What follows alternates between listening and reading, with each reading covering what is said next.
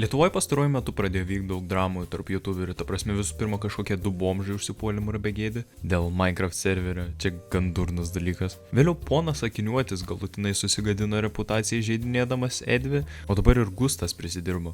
Viskas prasidėjo, kai rugpjūčio 11 dieną Edvis ir Gustas įkėlė savo pirmą kolebą. Kuris visai gerai nusisekė, todėl jie ir toliau filmavo video kartu. Tačiau po šito kolebo viskas pasikeitė, nes Gusto video gavo mažiausiai peržiūrų nuo jų pirmo kolebo pradžios. Ir netgi per 10 000 mažiau peržiūrų. Taigi Gustas nusprendė, kad geriausia būtų nufilmuoti video, kaip jis reaguoja į tą savo blogiausiai performinantį video. Bet logiška, kodėl jis tai blogai performino. Gustas ant šito video niekiek net nesistengė. Visų pirma, iš tikrųjų šitą video montavau aš, nes jis paprašė. Ir galiu pasakyti, kad jis tikis gauti rezultatą neįdėdamas niekiek pastangų. Jis man parašė, kad būtų gerai kuo daugiau kontento palikti, bet kad video būtų įdomus. Tai suprantate, aš galiu atsiųsti jam pusvalandžio nesukarpytą medžiagą, tiesiog uždėti muziką ir bus daug kontento, bus daug medžiagos, bet Gustas dar prašo, kad video būtų įdomus.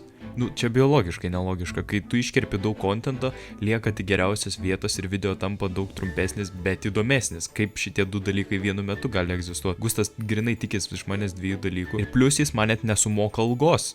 Jis to net neslėpė, ta prasme pats atskleidė visą tiesą per tą savo reakcijas video, o pinigų jam tikrai netrūksta dėl sponsorių. Gustas reklamuoja žaidimą, kurio jis, kaip pats sakė, net nėra iš viso žaidęs. Ar reklamuoja geriausią žaidimą pasaulyje, kurio aš net nesu žaidęs gyvenime? Ir beje, šitas laikas jam net nieko nekainuoja, nes kolebus Edvis ir Gustas filmuoja Edvio kanalai. Tiesiog, kad Gustas nusprendžia, aš dar kelsiu savo POV dėl papildomų nemokamų pinigų. Tai dabar čia yra passive income. Aš nematau, kodėl jis turėtų dėl to skųstis. Kiekvienas gali kelt video su tokia vat idėja, net nesistengti sumontuot ir uždėti Edvio veidą ant thumbnailo. Ir kalbant apie thumbnailą, Gustas pats paminėjo, kad Edvio thumbnailas jam geriau atrodė. Jo, tiesiog paveiksliukas geresnis, aš galėjau geriau. Tai kodėl tada tu Gustai tingi netgi pakeisti paveiksliuką ant video, kad jis gautų daugiau peržiūrų? Gusto pastangos niekiek neprilygsta Edvio pastangoms. Edvi savo video kuria visą dieną ir yra atsidavęs savo darbui. Aš šiuo metu nemiegu 36 valandas jau. Edvio produkcijos lygis yra daug geresnis, jis turi Elgato, green screeną, visą studiją ir jo video nepertraukia kokio nors kvailo žaidimo reklamos. Tai kodėl Gustas dar tikis, kad jis gaus tiek pat peržiūrų kaip Edvis, įkėlęs blogesnį video už Edvio,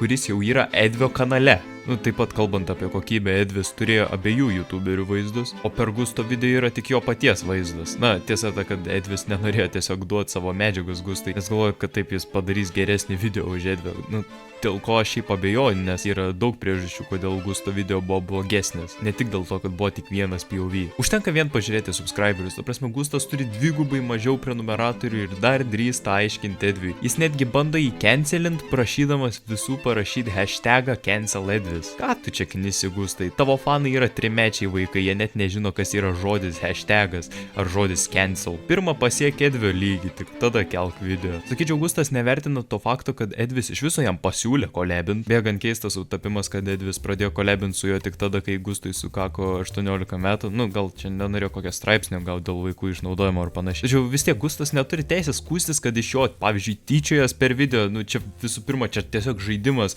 o visų antra, Gustas pats ne vieną kartą yra tyčiojęsis iš senų ir žemų asmenybių. Galų gale manau, kad Gustui reikia tiesiog kurti gerus video, tokius kaip pavyzdžiui, kai jis darė tas legendas apie vanilinį Miau, čia buvo vienas iš geriausių serijų Lietuvoje. Ir nereikia veltui nervintis, kad koks nors video su tiesiog bloga idėja nepaėjo. Jis tikrai yra vienas originaliausių youtuberių Lietuvoje, todėl nemanau, kad jam verta pykti su Edviu. Jo labiau bandyti jį cancelinti, negaliu patikėti, bet daug komentarų buvo, kurie tiesiog iš tikrųjų rašė hashtag canceledvis. Nu vis dėlto aš nenoriu irgi pykti su Gustu, nes jis biologiškai yra mano brolis, tai gan, na žinot, sunku gyventi su juo kartais. Aš jam tiesiog pasakiau savo nuomonę ir tikiuosi, kad jis manęs neprimuš, nes jis užsikačelinės yra belenkaip.